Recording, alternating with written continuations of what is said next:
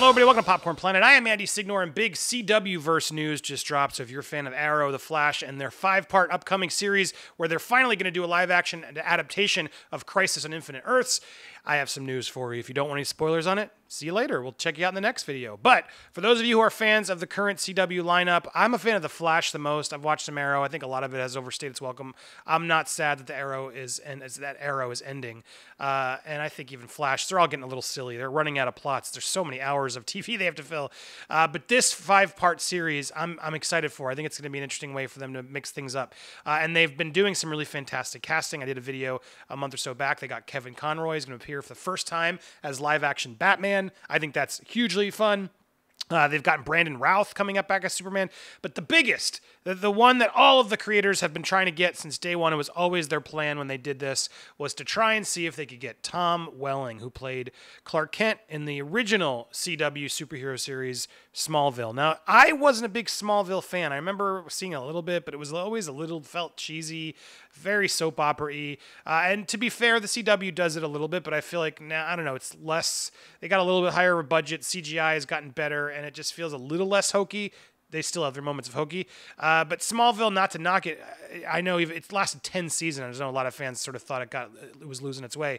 But what was so fun was the finale of Smallville, after 10 years of watching the show, finally delivered him turning into Superman. And for those of you who didn't actually watch the show, which I didn't either, I was just, you can go find the clips on YouTube, but here he is finding his suit, and then Pa Kent comes back, and they design the suit for him that his mom made. And it's a pretty awesome moment when you're watching a show for this long and you see him finally becoming Superman. And in this finale, it starts with sort of a 7 years later, they're reading a comic book about how Superman saved the world, and then we flash back and see how he did it, and then we never really get to see him in full, we don't get to see Tom Welling in the full suit, and that angered people back in the time.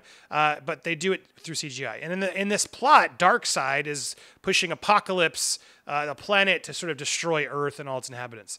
And so Clark finally has to step up and become Superman, saves Air Force One, catches the plane, as you can see here, which was really just didn't they do this scene in Superman Returns? I didn't realize how similar they were. But you never really get to see him fully in costume. It's all sort of CGI effects. But here he is showing up, and then he pushes Darkseid and the planet back into space, solves the day, and then at the very end of the show, we get a very kind of exciting, moment where you get to see him finally sort of embrace the Christopher Reeves era. He walks out after there's another Lex Luthor's now president 7 years later. It's clearly he's now become Superman, and bam, we get to see it. And they're really amping up sort of the feel of where Superman would go to. And so what's fun about this, and what's fun about Tom Welling coming back for this crossover, we never really got to see him as Superman. We got to see those little glimpses of it in the show. But for him to be able to come back now and be Superman all this time later, due to the Infinite Earths sort of idea here, which is a really exciting plot line where they just sort of everything's coming together, everything's about to crash, and so multiple Earths connect, similar to Secret Wars in the Marvel plan, but it's sort of an opportunity where they can really throw in anybody they've ever wanted to do in the show, have reasons for them to be from multiple dimensions, etc., multiverses. It all sort of comes to a head, and they have to work together to solve the problem, and it allows them to sort of reset things and do things that they want. So it's exciting, and I'm glad they're bringing in all the shows. Batwoman's going to be in this, Legends of Tomorrow, Supergirl, Flash, Arrow, and now all these amazing cast members coming back to reprise their roles. Will we see him as Superman? Will we just see him as Clark Kent? Is he who knows? Is he going to play something else? They're going to give us a tease? I don't think so. Here are the quotes from Arrow executive producer Mark Guggenheim. For 8 years, Arrow has stood on the shoulders of Smallville. Simply put, there would be no Arrow and no Arrowverse without it. So when we first started talking about Crisis on Infinite Earths, our first, second, and third priorities were getting Tom to reprise his iconic role as Clark Kent. To say that we're thrilled would be a Superman-sized understatement.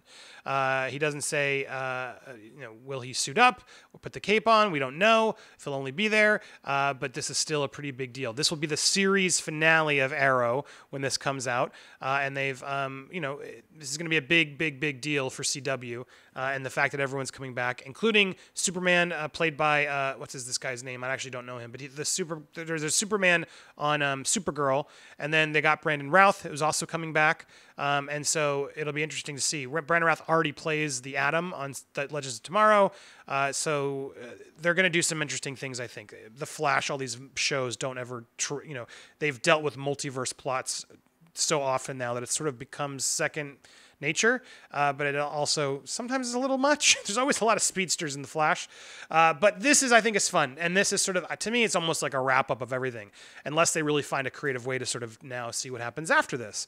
Clearly, they're launching Batwoman. There's rumors of another DC show launching soon on CW, so I don't think the CW verse is in any trouble, but the Arrowverse will die. That doesn't mean Oliver Queen won't show up still, or some of those characters won't just pop up in other episodes of other shows, but they definitely have run their course with Arrow, and it's time to let that one go.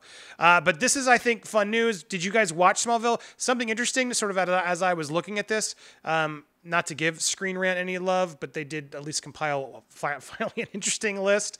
But all of the other sort of characters that I didn't realize were on Smallville, they really did bring a lot of characters in. I do remember this crossover with Aquaman, which was supposed to be a big deal, and this was going to launch his own show. They made a pilot that didn't go anywhere. That didn't work. They did also bring in Cyborg. They brought in Hawkman. Look at this amazing wardrobe. Impulse. This was Bart.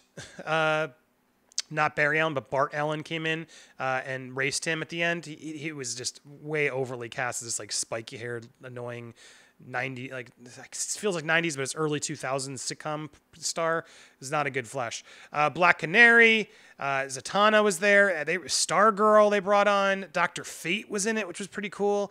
Martian Manhunter, who had powers and then gave up his powers to save Clark in an episode. Booster Gold, which is exciting. I know Zack Spencer's always working on that project. I don't know where that happened, but they were working on a movie.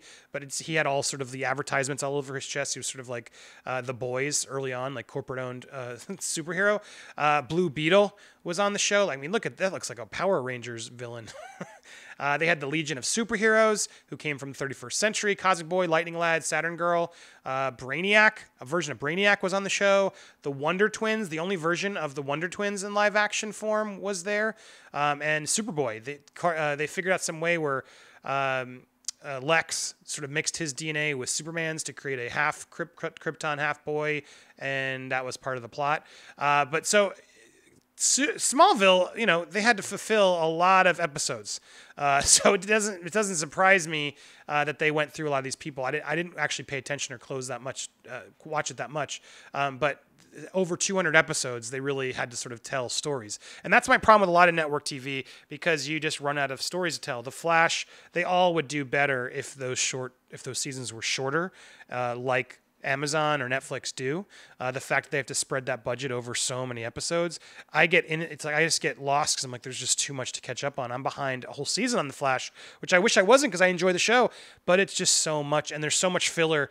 I know they don't mean to be, and I don't mean it as a knock, but they just have to fill that villain of the week format that just starts getting a little repetitive. They do find creative ways to keep it interesting, but if they could cut those seasons even just in half and spread that budget out, it would be such a better show.